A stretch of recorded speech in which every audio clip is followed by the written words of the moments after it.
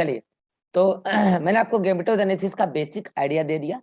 Notes में कुछ कुछ एडिशन करके मैंने फोटो भेज दिया है ग्रुप में, तो उसको सही कर लीजिएगा, ठीक है। चलिए, अब आगे हमारा टॉपिक है एस्पर्मेटोजेनेसिस। क्या है टॉपिक? एस्पर्मेटोजेनेसिस, यानी कि मेल के अंदर गैमेटोजेनेसिस।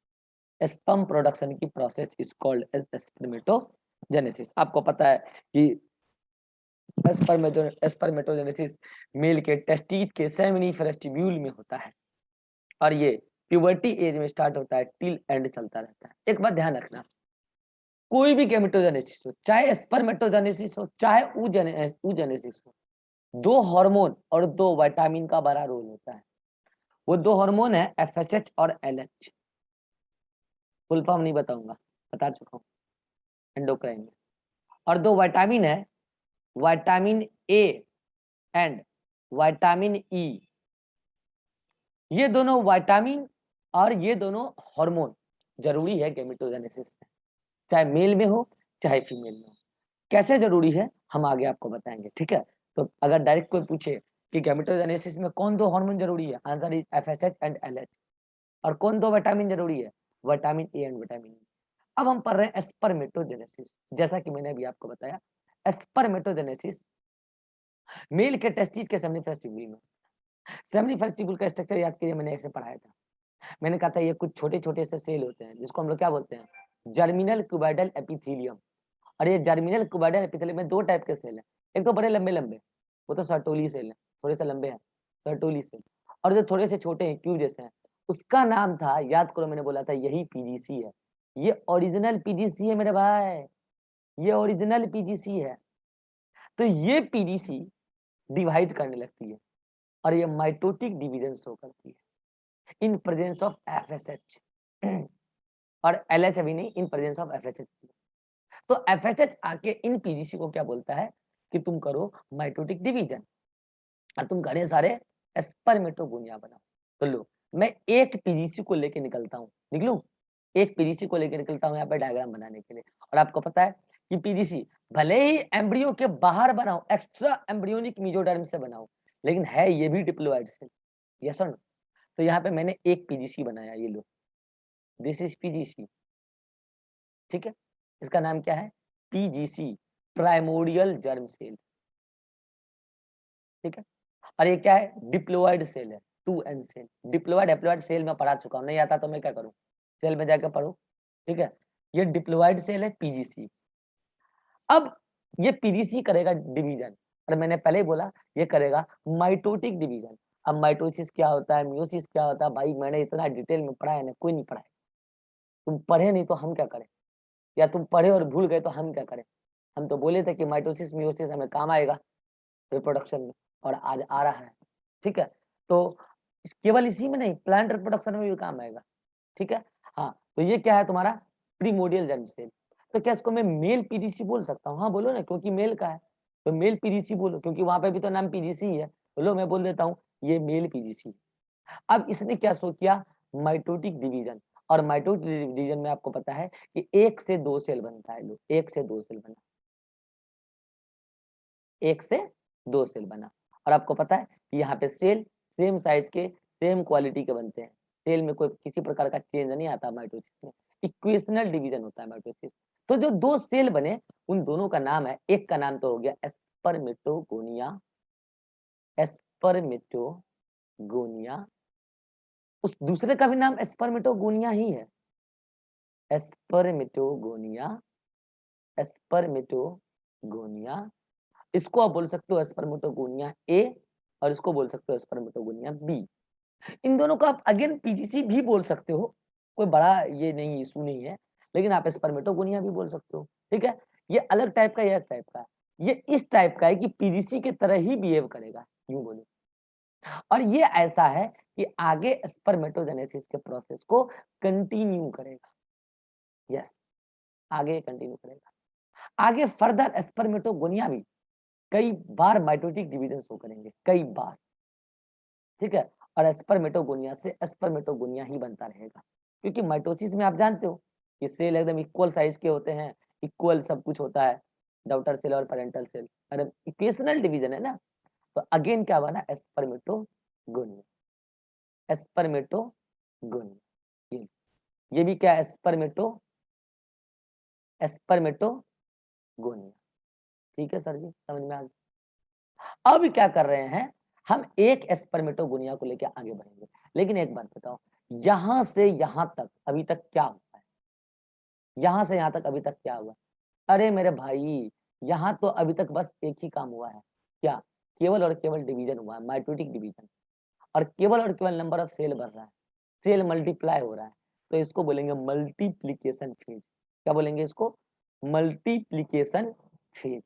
केवल नंबर ऑफ सेल बढ़ रहा है, और यहाँ पे डिवीजन कैसा है, तो here division is mitosis, mitotic division हो रहा है, नंबर ऑफ सेल बढ़ रहा है। देखो ये तो क्या करेगा, एक्ट एज बोलो, एक्ट एज पीजीसी अगेन, ये तो अगेन पीजीसी की तरह एक्ट करेगा, तो इसका हम बातें नहीं करेंगे, छोड़ दो इसको। स्पर्मेटोगोनिया, ये आगे फर्दर इसके बारे में लिख देता हूँ, goes into further process of further process of spermatogenesis, spermatogenesis. और देखो आगे स्पर्मेटोगोनिया बना, अगेन माइटोटिक डिवीजन हुआ है, ठीक है। तो आप चाहो तो यहाँ लिख लो कि अरे आपको पता है माइटोसिस डिवीजन हुआ होगा, ठीक है। और आपको पता है माइटोसिस में डिप्लॉइड सेल ही सारे बनेंगे, नो प्रॉब्लम। बोलो ये तो क्या हुआ, अब बहुत सारे स्पर्मेटोगोनिया बन गए यहाँ पे, यहाँ पे क्या बन गया, बहुत सारे स्पर्मेटोगोनिया बन गए पीजीसी से, ठीक। अब हर स्पर्मेटोगोनिया अपने साइज में बड़ा हो जाएगा। अब मैं एक ही स्पर्मेटोगोनिया को लेके आगे बात करूंगा, नहीं तो डायग्राम मेरा कॉम्प्लेक्स हो जाएगा, ठीक है। मैं एक स्पर्मेटोगोनिया की बात कर रहा हूं, आप हर स्पर्मेटोगोनिया के बारे में सोचना।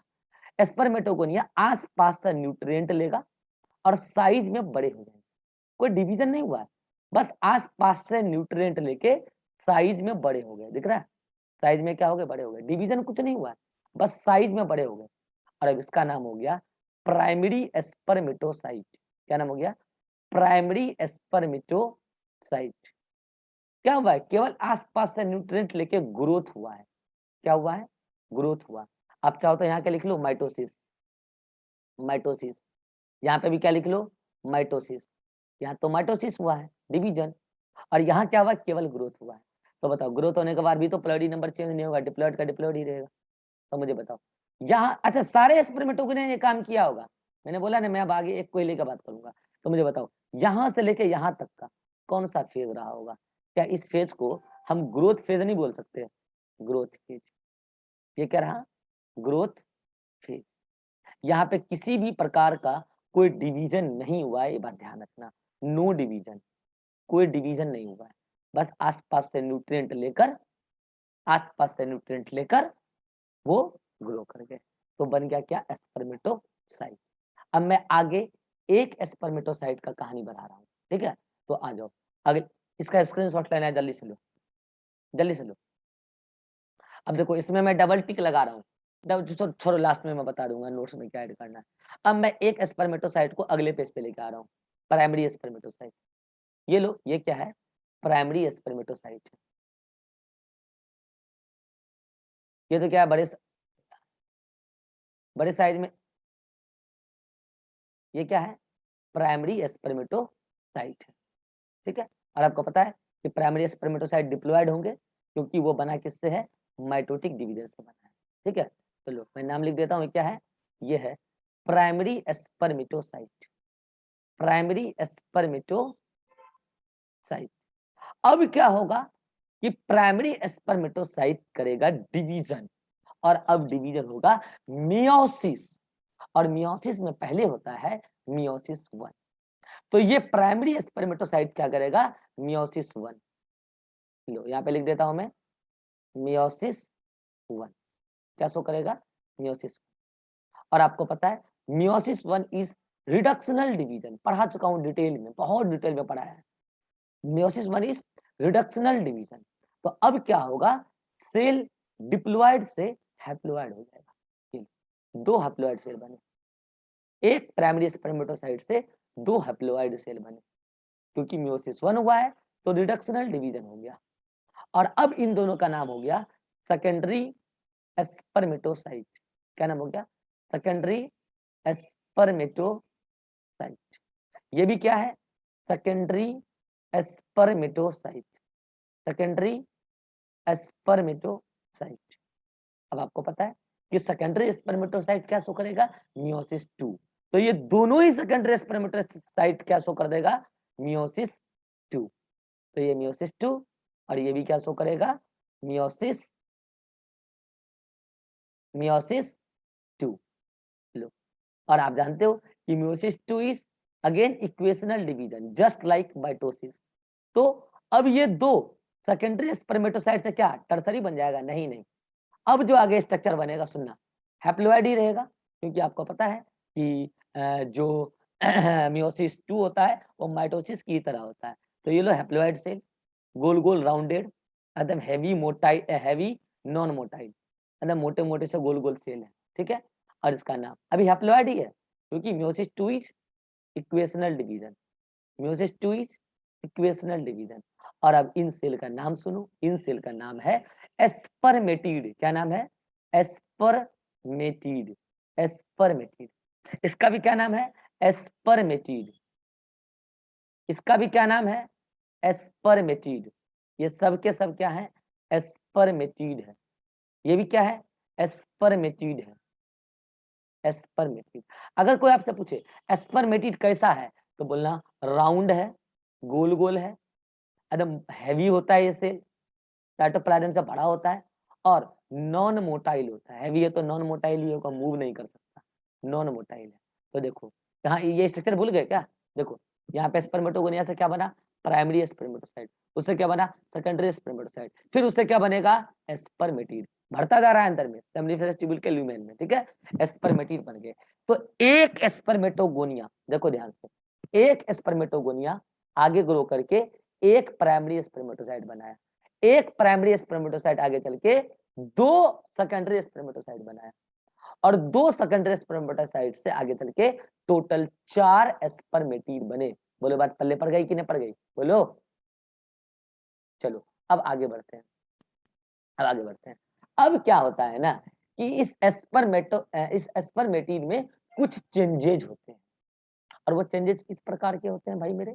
तो वो चेंजेस ऐसा होता है कि ये गोल गोल सेल को अब इलोंगेटेड और हल्का सेल बनाया जाता है, ताकि वो मोटाइल हो सके। यानी कि अब ये स्पर्मेटिड चेंज होके एक अलग टाइप के सेल में बनने जा रहा है। कोई डिवीजन नहीं होगा, बस सेल में कुछ स्ट्रक्चरल चेंजेस आ जाएंगे, ठीक है। तो इस स्ट्रक्चरल चेंजेस के प्रोसेस को हम क्या बोलेंगे? ट्रांसफॉर्मेशन, या मोर करेक्ट वर्ड इसको बोलते हैं एस्पर्मियोजेनेसिस। क्या बोलते हैं? एस्पर्मियोजेनेसिस। एस्पर सब पूरा का पूरा स्पर्मियोजेनेसिस है, उसी को बोलते हैं ट्रांसफॉर्मेशन। स्पर्मियोजेनेसिस का ही दूसरा नाम है ट्रांसफॉर्मेशन, या उसी को बोलते हैं मेटामॉर्फोसिस। क्या बोलते हैं? मेटामॉर्फोसिस, सब एक ही नाम है, या एस्पर्मियोजेनेसिस या ट्रांसफॉर्मेशन, ठीक है। और अब क्या होगा? जो सेल आपको मोटे मोटे से दिख रहे थे, जो सेल आपको हैवी दिख रहे थे, नॉन मोटाइल दिख रहे थे, अब वो सेल आपको इलोंगेटेड दिखेंगे लाइक दिस, ऐसे। वो सेल अब आपको इलोंगेटेड दिखेंगे लाइक दिस, ऐसे। वो सेल अब आपको इलोंगेटेड दिखेंगे लाइक दिस, और इस सेल का नाम है एस्पर्म। क्या नाम है? एस्पर्म, या इसी को बोलते हैं स्पर्मेटोजोआ। क्या बोलते हैं? स्पर्मेटोजोआ। स्पर्म स्पर्मेटोजोआ एक ही चीज है, स्पर्म स्पर्मेटोजोआ एक ही चीज है, ठीक है। और अब मुझे बताओ, जब वो यहाँ पे क्या हुआ? बस स्ट्रक्चरल चेंजेस आया, तो ये भी हैप्लोइड ही रहा होगा कि नहीं रहा होगा? बोलो, ये भी हैप्लोइड ही रहा होगा और ये भी हैप्लोइड ही रहा। अब मुझे बताओ, यहां से यहां तक का पूरा जो प्रोसेस चला, कहाँ? इस प्राइमरी स्पर्मेटोसाइट के बाद यहां से लेके यहां तक जो ये पूरा प्रोसेस चला, इसमें आपको क्या लग रहा है कि काम क्या हुआ है?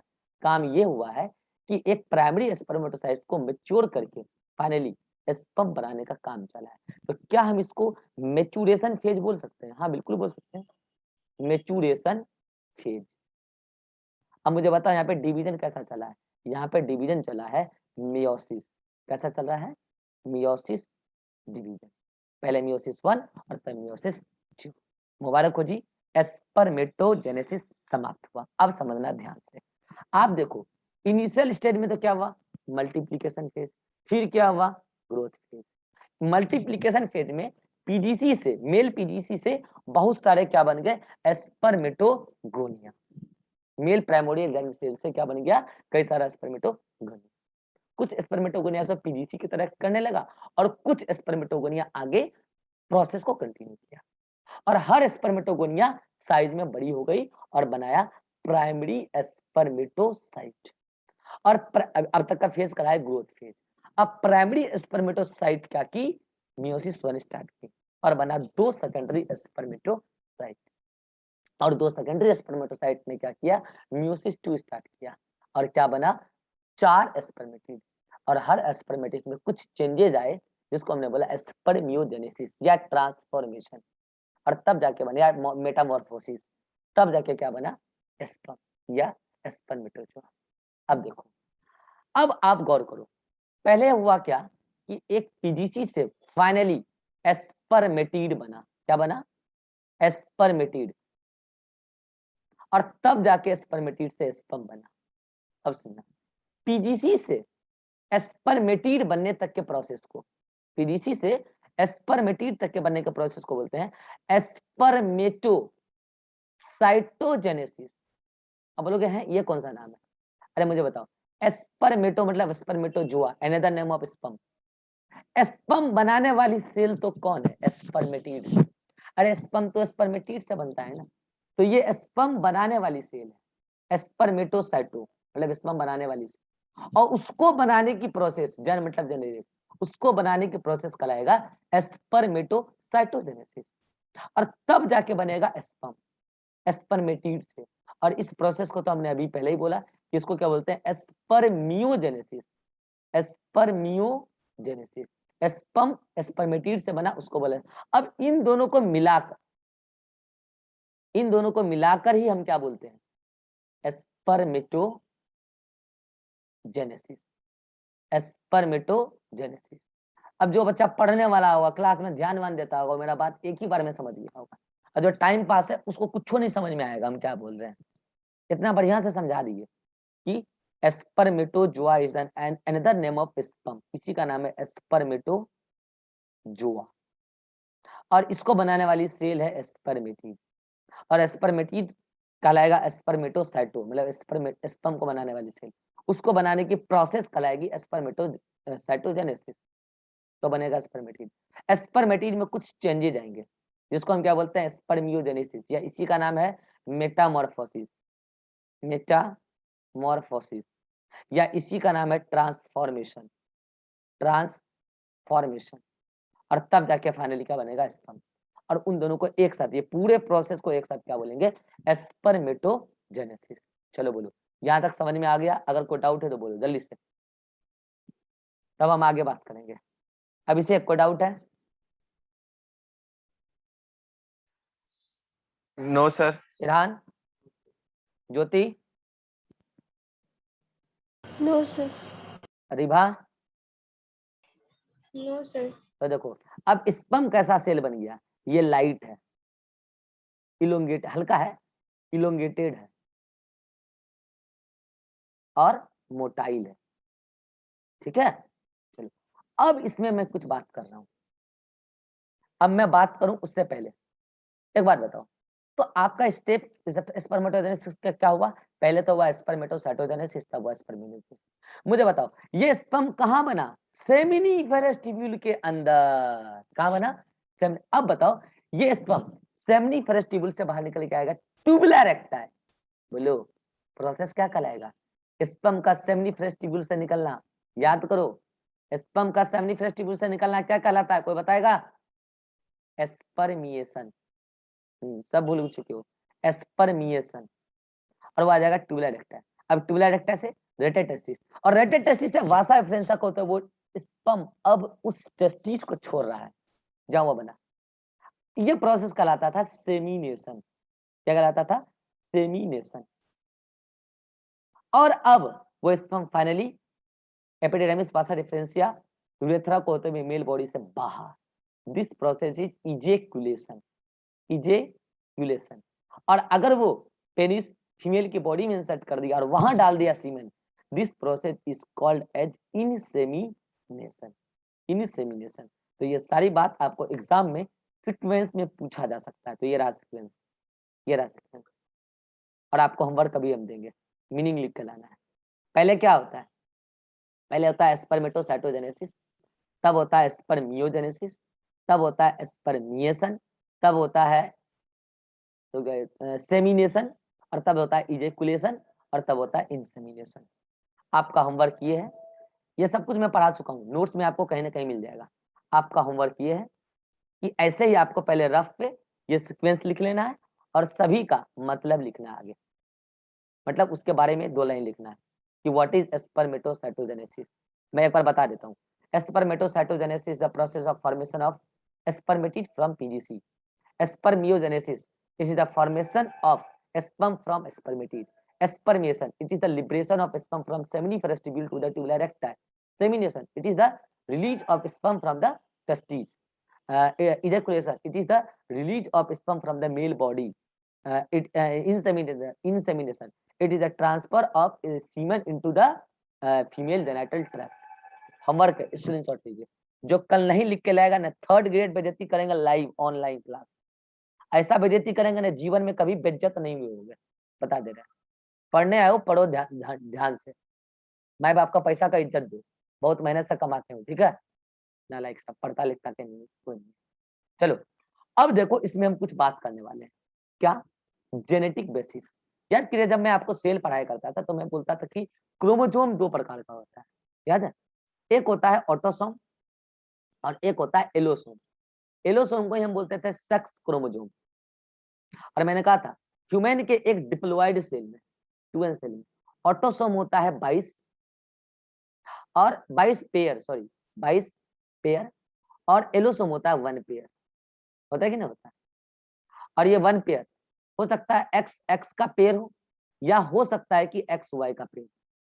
ठीक है, चलिए तो अब हम यहां से आपसे बात करने वाले हैं क्या? क्रोमोसोम का इस सेल के साथ रिलेशन, मतलब कि किसमें कौन सा क्रोमोसोम है, मतलब कि एक तरीके से जीनोटाइप में आपसे बात कर रहा हूँ। ठीक है, तो मुझे बताओ, ये पीजीसी है, मेल का एक नॉर्मल सेल है, तो इसमें 2n इक्वल टू क्या रहा होगा?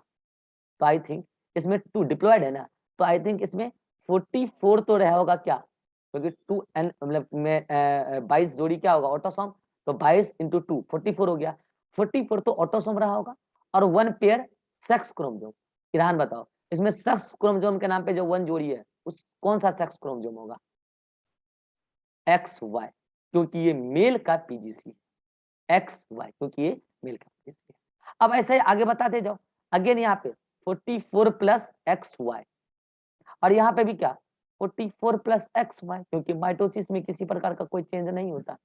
यहाँ पे भी क्या होगा 44 plus X Y, 44 autosome 1 pair sex chromosome, 44 plus X Y. यहाँ पे भी क्या होगा 44 प्लस एक्स वाई, तो चेंजेस नहीं आ रहा है ना। यहाँ पे भी क्या होगा 44 प्लस एक्स वाई। अब यहाँ पे चेंज हो जाएगा। रिभा बताओ यहाँ क्या होगा, इस एक में क्या आएगा और इस एक में क्या आएगा? 22 प्लस एक्स और 22 प्लस एक्स। अब बस यहाँ पे आएगा 22 प्लस वाई, क्योंकि 22 तो एज इट इज सेपरेट हो गया। 22 सॉरी, बाइक बंद करो, 22 सॉरी सेपरेट हो गया। अब जब ये दोनों सेपरेट होगा, कौन, एक्स और वाई, तो एक में एक्स चला जाएगा और एक में वाई चला जाएगा। और रैंडम है, किसमें एक्स जाएगा किसमें वाई जाएगा, रैंडम है। रैंडम कैसे है, इसके लिए आप प्लीज मेरा सेल डिवीजन का लेक्चर पढ़िए, नहीं पढ़े तो मैं कुछ नहीं कर सकता। ठीक है, मैंने आपको बोला था पढ़िए, मैं आपको डाउट बता दूंगा, लेकिन आपने पढ़ा नहीं तो मैं कुछ नहीं कर सकता हूँ। ठीक है, चलिए तो अब ये 22 प्लस एक्स इधर आ गया और 22 प्लस वाई इधर आ गया। ठीक है, अब तो अगेन माइटोसिस की तरह ही होना है। ठीक है, तो अब यहाँ क्या हो जाएगा 22 प्लस एक्स, और इधर भी क्या होगा 22 प्लस एक्स, 22 ऑटोसोम और एक एक्स क्रोमोसोम, और इधर क्या होगा, इधर होगा 22 प्लस वाई, और इधर भी क्या होगा 22 प्लस वाई। अब मुझे बताओ, ये तो स्पर्म बना, इसमें क्या होगा क्रोमोसोम 22 ऑटोसोम और 1 एक्स क्रोमोसोम, और इसमें क्या रहा होगा 22 ऑटोसोम और 1 एक्स क्रोमोसोम, यस और नो। और इसमें रहा होगा 22 ऑटोसोम और 1 वाई क्रोमोसोम, और इसमें रहा होगा 22 ऑटोसोम प्लस 1 वाई क्रोमोसोम। समझ में आया? यानी कि दो टाइप का स्पर्म बना जेनेटिक क्रोमोसोम के बिहाफ पर। वो दो कौन?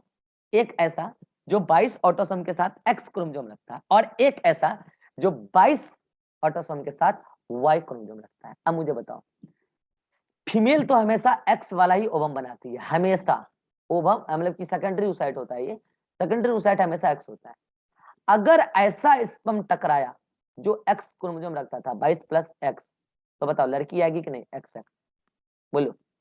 लेकिन अगर ऐसा स्पर्म टकराया जो मतलब ये इसके साथ टकराया जो एक्स जो 22 प्लस वाई रखता था, तो बताओ लड़का आएगा कि नहीं आएगा? तो बताओ लड़का आएगा कि लड़की आएगा? इसका ठेका किसके पास है? मेल के पास। तो बताओ मेल के पास क्यों है इसका ठेका? क्योंकि उसके स्पर्म दो प्रकार के हैं। ओवम तो सेकेंडरी oocyte तो सारे एक ही प्रकार के होते हैं, ओवम दो प्रकार का होता है। एक होता है एक्स क्रोमोसोम रखने वाला, एक हुआ। तो बताओ एक्स क्रोमोसोम रखने वाला स्पर्म अगर फर्टिलाइज कर दिया तो लड़की आती है, लड़की मतलब गाइनो, लड़की मतलब गाइनो, फीमेल का मतलब गाइनो। तो ऐसे स्पर्म, ये वाला स्पर्म जो क्या रख रहा है 22 प्लस वाई, ऐसे स्पर्म को हम बोलेंगे गायनो स्पर्म। मतलब आगे चल के लड़की के लिए जिम्मेवार होगा गायनो स्पर्म। और ये वाला भी स्पर्मेटोजोआ कैसा हो गया? गायनो स्पर्म, गायनो स्पर्म। चलिए ठीक है। अब मुझे बताइए अगर ये वाला फ्यूज किया तो लड़का होगा, तो 22 प्लस वाई रखने वाला कहलाएगा एंड्रो, एंड्रो मतलब मेल होता है, एंड्रो स्पर्म। क्या कहलाएगा? Androsperm. और ये वाला भी क्या कहलाएगा? Androsperm. क्या कहलाएगा? Androsperm. This is all about spermatogenesis. बोलो पल्ले पड़ गया होगा आई थिंक। अब आप क्या करो, स्क्रीनशॉट लेना शुरू करो जल्दी से, मैं जो बोलूंगा वहां से। चलिए पहले स्क्रीनशॉट लीजिए, एक मिनट जाइए, इसको मिटाइए पहले आप।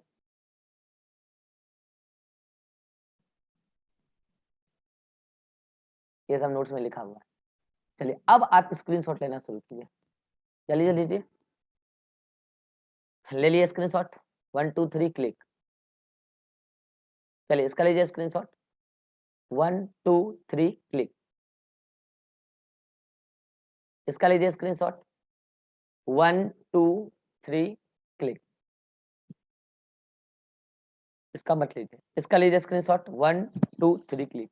कल जो ये होमवर्क हमको बना के नहीं भेजेगा क्लास से पहले, यानी कि कल रिप्रोडक्शन की क्लास है आपकी, क्लास से पहले यानी कि आज रात तक जो नहीं भेजेगा, कल लाइव क्लास में बेइज्जती करेंगे, और लाइव क्लास में ही उसके गार्जियन को हम कॉल करेंगे, और लाइव क्लास में गार्जियन का कॉल रिकॉर्डिंग इस वीडियो में अपलोड करेंगे कि देखिए आपका बच्चा आपको कैसे ठग रहा है, आपका बच्चा आपको बेवकूफ कैसे बना रहा है। देखिए देखिए आपका बच्चा क्या कर रहा है पटना और भागलपुर में। ठीक है, तुम लोग को जो है ना बहुत छूट मिल गया है, सबके सब यहाँ टाइम पास करने पहुंचे हो, मार के ठीक कर देंगे सबको।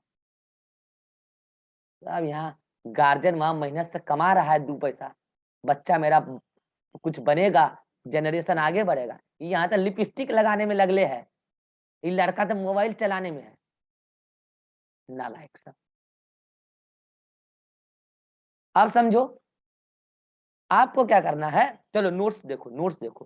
पहले तो मैं तो आपको सजेस्ट करूंगा कि आपके नोट्स में स्पर्मेटोजेनेसिस जो लड़के का नोट्स है ये बिल्कुल सही है, कुछ गलत नहीं है, लेकिन कुछ कुछ बातें ऐड होगी उसमें। जैसे मैं बता रहा हूँ यहाँ पर ये बातें हो सकता है ऐड हो, ये बातें ऐड हो, ये सब चीज नोट्स में नहीं है।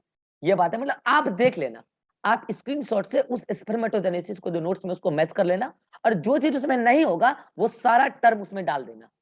ये भी आपका होमवर्क है, ये भी आपका होमवर्क है। जो कुछ नहीं होगा यहाँ तक स्पर्मेटोजेनेसिस यहाँ खत्म हो गया, जो कुछ भी उसमें नहीं लिखा होगा वो सब कुछ उसमें ऐड कर देना। ये सब तो थ्योरी में लिखा हुआ है, ये सब थ्योरी में लिखा हुआ है, मैं इस दोनों चार्ट की बात कर रहा हूँ। ठीक है, अब आप देख लो नोट्स, अब आप देख लो नोट्स। सबको हम चेता रहे हैं बार बार, पढ़ाई स्टार्ट कीजिए, पढ़ाई स्टार्ट कीजिए। गार्जियन को जिस दिन हम कॉल किए ना, एक के दिन सब एक गार्जियन को कॉल कर देंगे और सारा हकीकत बता देंगे। बच्चा आपका यहाँ लिपस्टिक लगाने में है, बच्चा आपका यहाँ पबजी खेलने में है, दोस्त बनाने में है। एक के दिन सबके गार्जियन को हम सच बता देंगे। शर्म नहीं आता है इन लोग को, गार्जियन इतना मेहनत से पैसा कमा के भेज रहा है, बेशरम लोग। जब बनोगे ना गार्जियन तब फीलिंग समझ में आएगा पैसा कैसे आता है। अभी उड़ाने लो जितना उड़ाना है, स्टाइल मार लो अभी, जब गार्जियन बनोगे ना तब समझ में आएगा 1 रुपया कैसे आता है। समझे में नहीं आ रहा है तुम लोग को जी? 10 महीना से तैयारी कर रहे हो नीट का, कुछ समझ में नहीं आ रहा है कि कैसे पढ़े। 5 महीना तो मेरा कोर्स ज्वाइन किए हो गया, आज 5 महीना से बोलते बोलते पढ़ो जी पढ़ो जी, अब के सब टाइम पास पहुंचते हैं।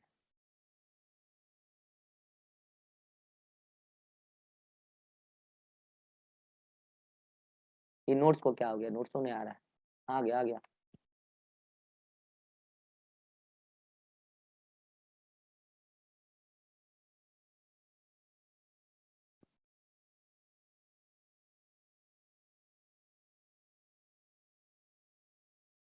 होमवर्क नहीं बनाता है एक दो कोई, हम नहीं जानते हैं कि कौन रियल में होमवर्क बना रहा है कौन नहीं बना रहा है। बोल देते हैं लोग, मुंह पर बोल देते हैं, सुन लो हकीकत, दम है सच सुनने का। सीरियसली होमवर्क केवल रीवा और अतीक बनाता है, केवल केवल रीवा और अतीक बनाता है सीरियसली होमवर्क। और सब चोर हो, तुम सब चोर हो। तुम लोग क्या करते हो हमको नहीं पता है, वो मार जैसे तैसे भर देते हो और सर को भेज देते हो और कोनो डाउट पूछ लेते हो। 2 बच्चा केवल सीरियसली बनाता है होमवर्क, सब चोर है, काम चोर। सर में नहीं आता है, लोग लाइव बेइज्जती कर रहे हैं तब भी शर्म नहीं है। इसमें तो एडिशन करके हम भेज दिए, इसमें एडिशन करके 1 मिनट रुक जाओ, ठीक है। अब ये सब चीज देख लेना, इसमें कुछ चीजें जो मैं आपको कल बता दूंगा, ठीक है। और ये सब चीजें आप देख लेना, यहां तक आप पढ़ लेना, यहां तक, ठीक है। और यहां तक पढ़ने के बाद जो मैंने आपको बोला ना चार्ट, देखो वो चार्ट यहाँ पे है, स्पर्मेटोजेनेसिस वाला। तो इस चार्ट में आप चाहो तो कुछ कुछ एडिशन अपने हिसाब से ही कर लेना, ठीक है। चलो अब लिख लो homework. NCERT NCERT page number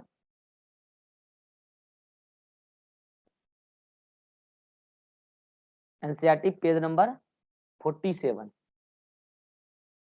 से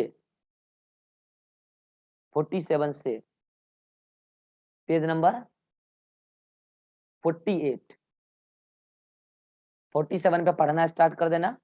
हेडिंग 3.3 यहाँ से पढ़ना स्टार्ट करना, और यहाँ पर 2 लाइन, बस 2 लाइन, स्टार्टिंग का 2 लाइन पढ़ लेना, ठीक है। इसके बाद हम मिलता है नेक्स्ट क्लास में। नेक्स्ट क्लास में हम क्या करेंगे, स्पर्मेटोजेनेसिस से बना स्पर्म, स्पर्म का हम स्ट्रक्चर देखेंगे, स्पर्म कैसा होता है, और फिर मेल में हार्मोन्स का रेगुलेशन कैसे होता है ये पढ़ेंगे। और नेक्स्ट क्लास में मेल का गैमेटोजेनेसिस समाप्त हो जाएगा, हो सकता है हम फीमेल का स्टार्ट भी कर दें। चलिए मिलते हैं नेक्स्ट क्लास में, बाय बाय।